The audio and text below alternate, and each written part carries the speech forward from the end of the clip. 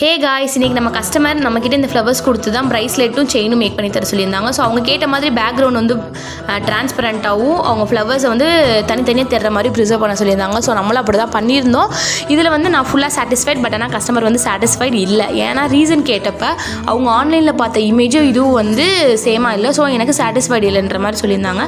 But ஆனால் அவங்க கொடுத்துருந்த flowers வேறு, ஆன்லைனில் அவங்க பார்த்துருந்த இமேஜ் வேறு. ஸோ உங்களோட நீங்கள் ஒரு ரெசின் ஆர்டிஸ்ட் கிட்ட ஆர்டர் கொடுக்குறதுக்கு முன்னாடி உங்களோட எக்ஸ்பெக்டேஷனும் நீங்கள் கொடுக்குற திங்ஸும் வந்து மேட்ச் ஆகுதா, அது மாதிரி இது கிடைக்குமான்றதை கொஞ்சம் செக் பண்ணிவிட்டு ஆர்டர் கொடுத்துருங்க. இல்லைன்னா நீங்கள் கொடுக்குற திங்ஸ்க்கு எப்படி அவுட்புட் கிடைக்குமோ அதை வந்து எக்ஸ்பெக்டேஷனாக வச்சுக்கோங்க. ஸோ இந்த மாதிரி கன்ஃபியூஷன் இல்லாமல் இருந்துச்சுன்னா உங்களோட ஆர்டர் வந்து நீங்கள் நினைக்கிற மாதிரி உங்களுக்கு கிடைக்கும்.